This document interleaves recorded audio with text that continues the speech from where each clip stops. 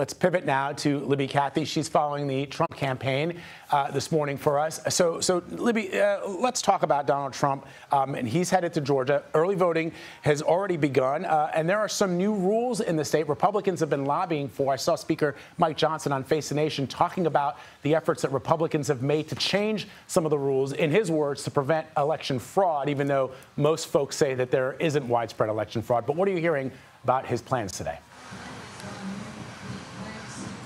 Yeah, good morning, Vlad. So former President Donald Trump returning to battleground Georgia today for two campaign events. The first is a town hall, and this one is notable because it's an all-female audience. This comes, of course, as we know, Trump is struggling to close that gender gap with Vice President Kamala Harris. More men gravitating to him, but more women, by and large, gravitating towards her. So this is part of that effort to court suburban women. That's what we're going to see today, and as well as black voters. After that town hall, he has a rally here in Atlanta, Georgia, and that message is going to be get out the vote, and get out the vote early. A little bit different than what we heard from him in 2020. And we do hear him walk on that message a little bit sometimes, but his campaign wants him to say, get out the vote early here in Georgia as early voting is underway behind me. 3 weeks to go until the election, Vlad. So, Libby, we were just showing some video from a campaign event yesterday that the president was at with Kristi Noem, governor of South Dakota. And let me ask you about that, because I know you've been covering the Trump campaign for a long time. There's a moment that a lot of people are talking about this morning where the former president just stood on stage for 30 minutes awkwardly while a greatest hits of his favorite songs played, and people filed out of that auditorium or that space, wherever that was. What can you tell me about that and what the campaign is saying this morning about what the former president was signaling? Yeah, Vlad. So this was a town hall in Oaks, Pennsylvania last night, and for lack of better words, it kind of went off the rails. People are calling it bizarre this morning, but the Trump campaign is calling it, quote, a love fest. They think that this was a show of love, and what this was supposed to be was a town hall moderated by Kristi Noem, where Trump was answering questions from voters in Pennsylvania.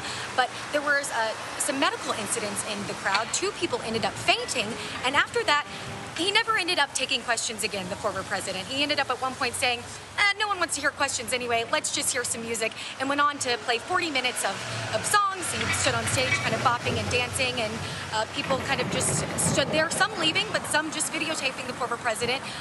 So tonight, I think at this town hall in Cumming, Georgia, I think the women there are hoping to hear more answers from the former president. Maybe Harris Faulkner, the Fox News moderator, will keep it more on message. But last night, definitely more bizarre Trump event that we've seen this election cycle. Yeah.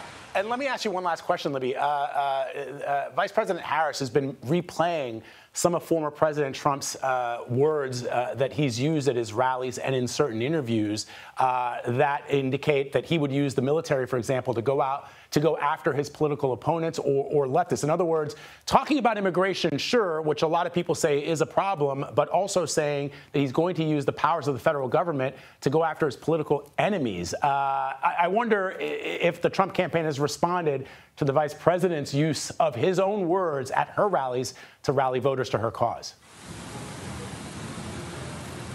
Yeah, well, you bring up this enemies rhetoric. This came on Sunday.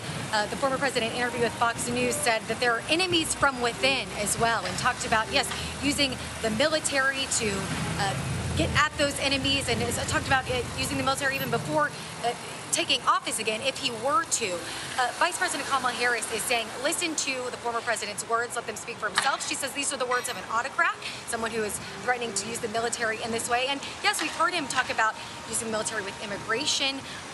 And of course, Vice President Kamala Harris denounces some of that as well. But this takes it to another level, using it on political enemies. He talks about Nancy Pelosi and Harris herself. So this is why the Vice President Kamala Harris just says, let Trump speaking, do the arguments for them. They think that he can dig his own hole, if you will. But today in Georgia, the Trump campaign definitely hoping he stays on message, trying to court those suburban women voters. And Georgia Governor Brian Kemp, we're not sure if he's going to be on the campaign trail with Trump today, but Trump does know he's hugely popular in this state. Was seen with him earlier this month for Hurricane Helene efforts. And last time Trump had a rally in Atlanta, I will say he told this huge crowd of supporters that Kemp, is disloyal. we'll see if he changes that messaging 3 weeks out with the hugely popular governor and other Republicans in the state who will be watching and trying to make sure that there's no efforts to overturn the election again this time. As you say, he is still under criminal charges here in Fulton County for that. And we'll see those continue as Nathan Wade is answering questions at the House today. Lots going on, Vlad. Yeah, I'll be looking forward to seeing how that interaction, if there is one, between the governor and the former president happens. Libby, Kathy, for us, always excellent reporting and analysis. My friend, thank you very much. We appreciate it.